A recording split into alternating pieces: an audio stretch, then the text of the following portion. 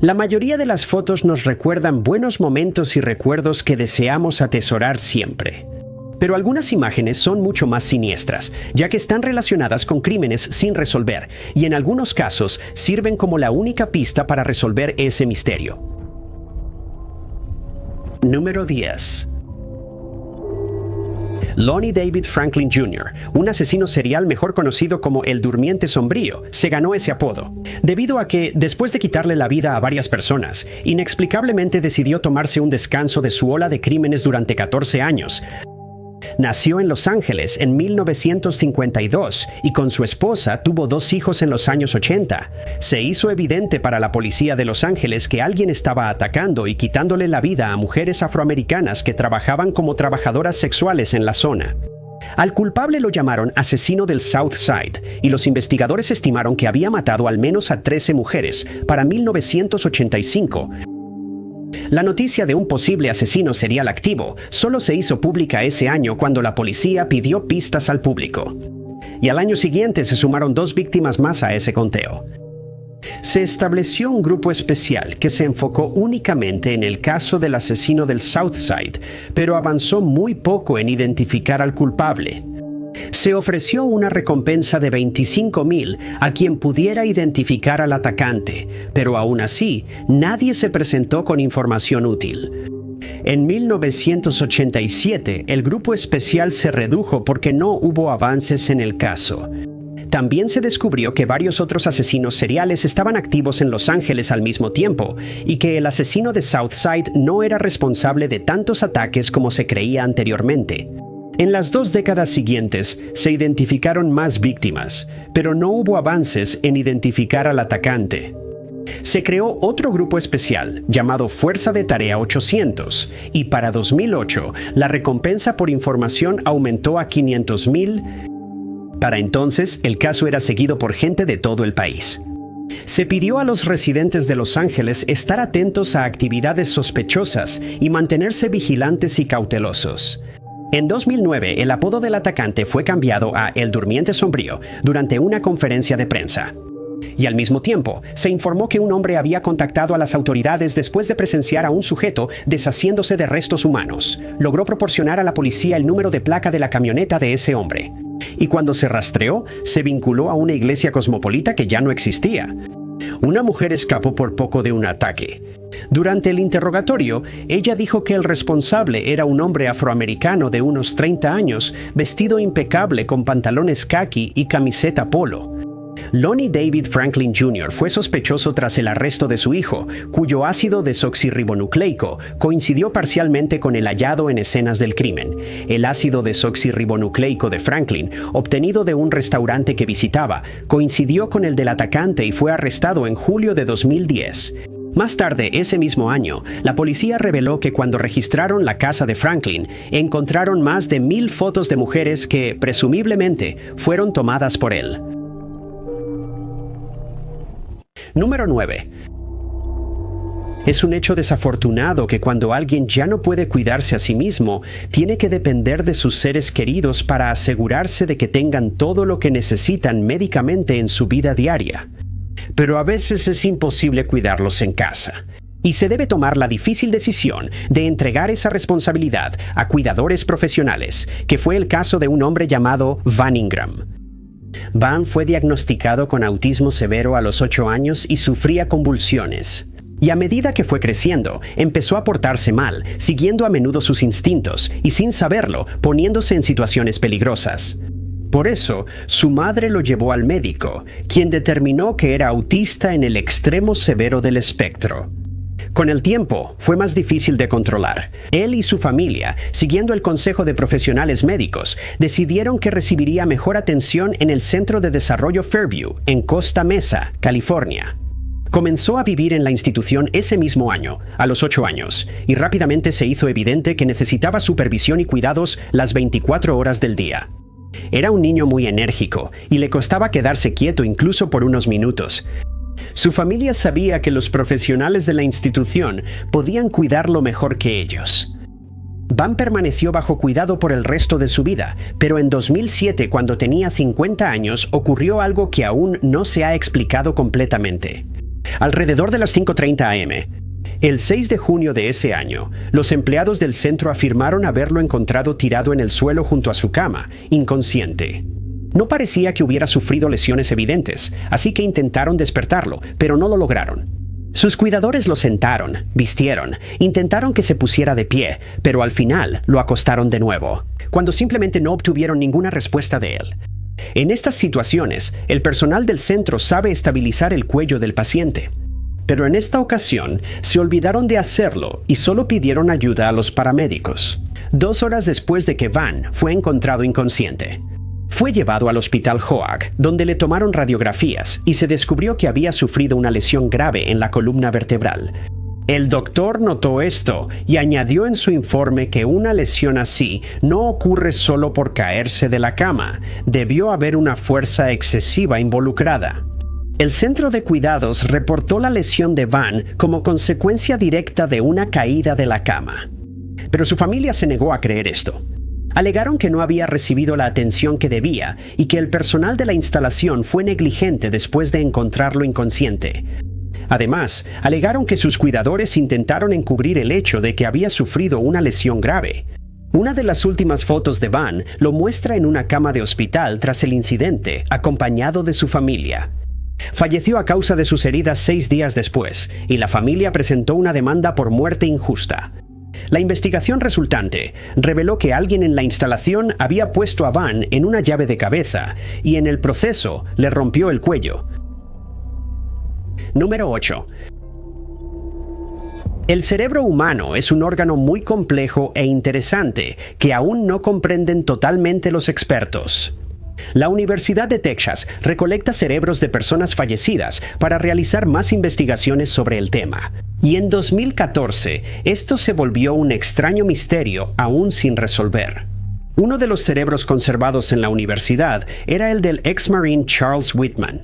Nació en Lake Worth, Florida, en 1941 y tuvo una infancia difícil, ya que ningún logro que él y sus hermanos alcanzaran era suficiente a los ojos de su padre.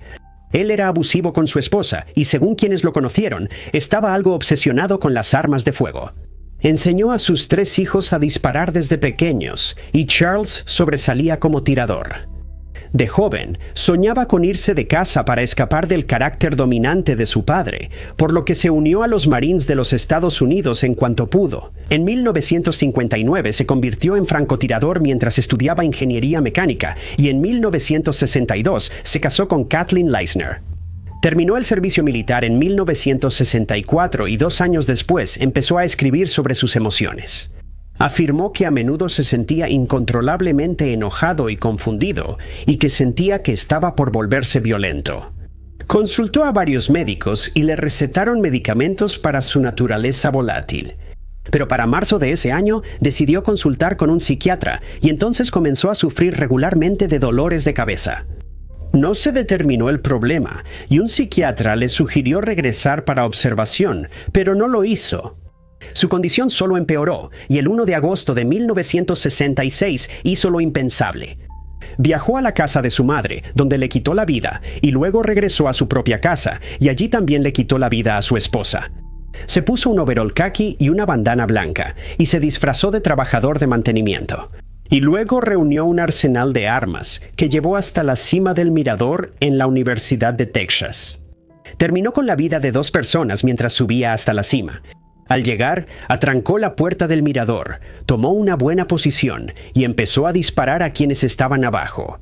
Para cuando los oficiales de policía terminaron con su vida, él ya había quitado la vida a 16 personas y herido gravemente a 31 más, una de las cuales fallecería después por complicaciones. Más tarde, durante su autopsia, finalmente se reveló la causa de sus dolores de cabeza cuando se encontró un tumor del tamaño de una nuez en su cerebro. Número 7. El 1 de febrero de 1970, un grupo de niños estaba disfrutando un día en la nieve en Nueva York cuando hicieron un descubrimiento inquietante. Uno de los niños creyó haber encontrado un cuerpo y al inspeccionarlo más de cerca, se comprobó que tenía razón. Fueron a casa a avisar a sus padres, quienes informaron a las autoridades. Después de confirmar el macabro hallazgo, la policía encontró al hombre acostado de espaldas, con los brazos extendidos frente a él. La posición era tan extraña que los investigadores dijeron que parecía estar leyendo un periódico invisible. Se determinó que fue víctima de homicidio y que su vida terminó por un arma de fuego. Se estimó que tenía entre 35 y 45 años, medía 1.60 metros y pesaba unos 70 kilogramos. Tenía cabello castaño, estaba bien afeitado y fue atacado unas 48 horas antes de ser hallado. De inmediato se especuló que su vida había terminado en otro lugar y que su atacante lo arrastró hasta esa zona. Fue encontrado por los brazos, lo que resultó en la extraña posición en la que fue hallado debido al frío. Tenía 156 en el bolsillo sin ninguna forma de identificación. Y, curiosamente, llevaba puesta varias capas de ropa, la primera de las cuales era un impermeable color beige. Debajo de eso, llevaba un traje de rayas verde oscuro con una corbata de Playboy Enterprise y debajo de eso un pijama. Tenía un reloj Omega Seamaster en la muñeca y llevaba un gran anillo de oro en uno de sus dedos. Además, usaba zapatos negros cubiertos por galochas. Era dudoso que fuera de la zona y algunos investigadores sugirieron que podría no ser de Estados Unidos. La principal teoría era que él venía de Brasil porque su camisa fue hecha ahí. Y después de consultar con un joyero, se determinó que su anillo fue comprado en ese país. Es probable que la munición usada en el ataque también fuera comprada en Brasil. Se sugirió que usaba ropa en capas para mantenerse abrigado y que estaba acostumbrado a un clima más cálido como el de Brasil. En cuanto al motivo del ataque, se creía que estaba involucrado en el crimen organizado y que lo habían traído a Estados Unidos antes de que le quitaran la vida, para que su atacante o atacantes no pudieran ser rastreados. Se interrogó a los residentes de la zona, incluidos delincuentes conocidos, pero nadie reconoció al hombre y su identidad seguía siendo desconocida. Hasta 2019, cuando se decidió que era necesario exhumar muestras de sus restos para poder recolectar su ácido desoxirribonucleico, un dibujante forense creó un retrato compuesto del rostro del hombre, cuya foto se puso a disposición del público en un esfuerzo por obtener más pistas. Al año siguiente, Edward Sullivan, de 42 años y recluso en Stormville, Nueva York, declaró tener información sobre el caso de John Doe. Oyó a reclusos contar que 3 hombres mataron a un mensajero de drogas y luego arrojaron su cuerpo en un terraplén. Y nombró a los reclusos como Alphonse Persico, Jerry Langella y Hugh McIntosh, todos ellos conocidos por tener vínculos con la mafia. Todos ellos ya fallecieron y sigue siendo desconocido si estuvieron involucrados en la muerte de este hombre. Hasta ahora, el cuerpo sigue sin ser identificado. Número 6. La desaparición y muerte en el año 2000 de Denise LeClaire, de 32 años en Burton, Michigan, sigue sin resolverse en 2023. La policía difundió una foto de un anillo que podría ser del atacante. ¿Buscan nuevas pistas? Denise, de Covington, Kentucky, se casó con Daniel Leclerc tras la preparatoria y tuvieron 2 hijos. Se mudaron a Grand Blanc, Flint, Michigan, a mediados de los 90, donde Denise trabajó en el Centro Médico Regional McLaren. Aunque parecía tener un matrimonio ideal, Denise tenía una aventura con un compañero de trabajo. El 23 de abril del año 2000, durante su turno de las 11 p.m., Denise no regresó a casa. En lugar de eso, envió postales en la oficina postal de Burton y luego desapareció. Su Chevrolet Cavalier rojo fue encontrado abandonado alrededor de la medianoche en el estacionamiento de la oficina de correos. La puerta del conductor estaba abierta, la ventana abajo y las luces y direccional encendidas. Lo importante es que el auto fue remolcado antes de reportar su desaparición, lo que retrasó la investigación. Adentro, su teléfono estaba conectado, pero faltaba su bolso. Al día siguiente, su ropa apareció a medio kilómetro, cerca de un consultorio médico. Su cuerpo fue hallado en un campo, solo con ropa interior y un impermeable. Una autopsia confirmó un ataque mortal con arma de fuego. La pista más importante fue el anillo de oro con un solo diamante encontrado cerca de su cuerpo, que se cree se le cayó al culpable durante el ataque. Tanto Daniel Leclerc como el amante de Denise fueron descartados como sospechosos por pruebas de ácido desoxirribonucleico encontradas en la escena, y hasta el día de hoy, su atacante nunca ha sido identificado. Número 5. Adele El Rafey, de 57 años, falleció trágicamente en Navidad de 2022, y su caso continúa sin resolverse. 3 años después, aunque Adele era musulmán, celebró la Navidad con su esposa Lisa y el resto de su familia, para quienes esa festividad nunca volverá a ser la misma.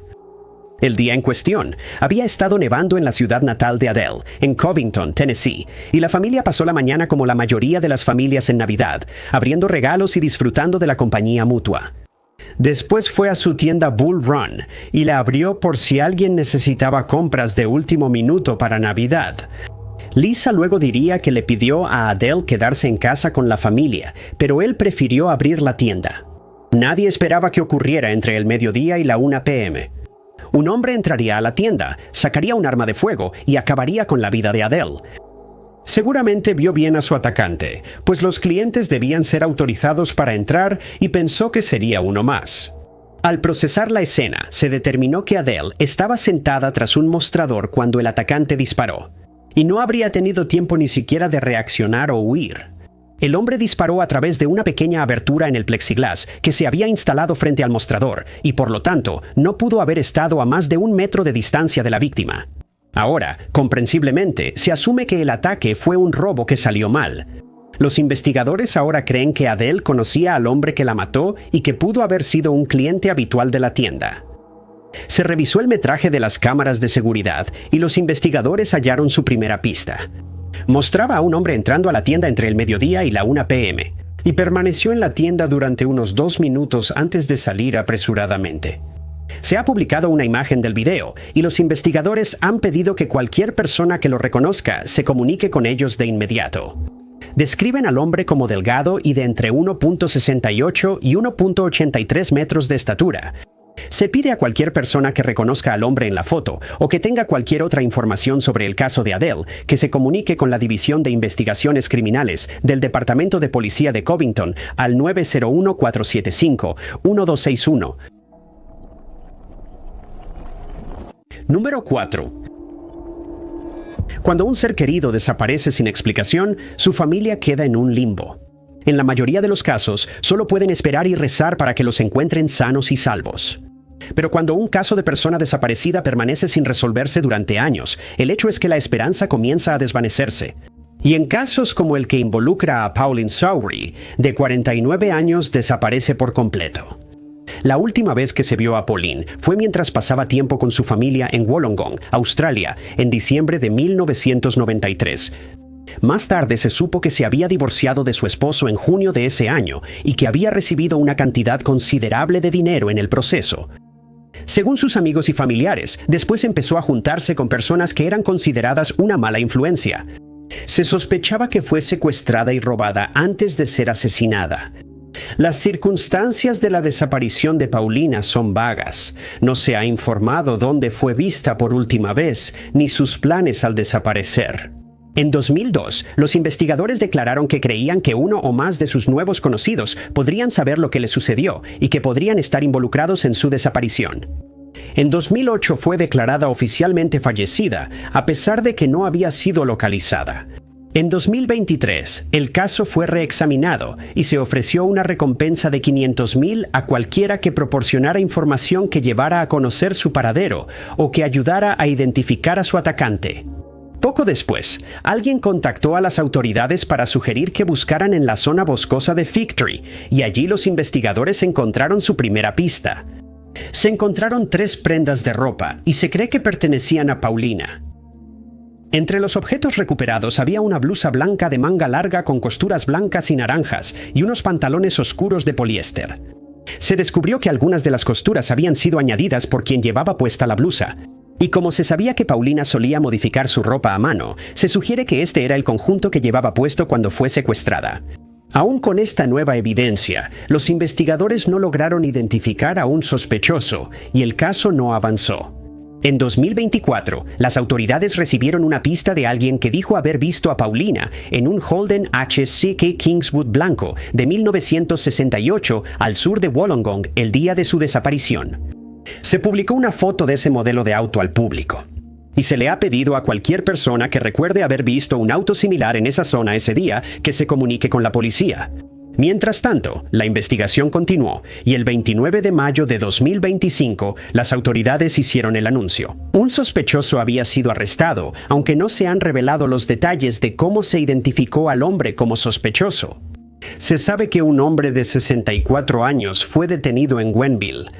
Fue acusado de ser cómplice después del hecho, ya que se cree que ayudó a los atacantes de Paulina a ocultar sus restos.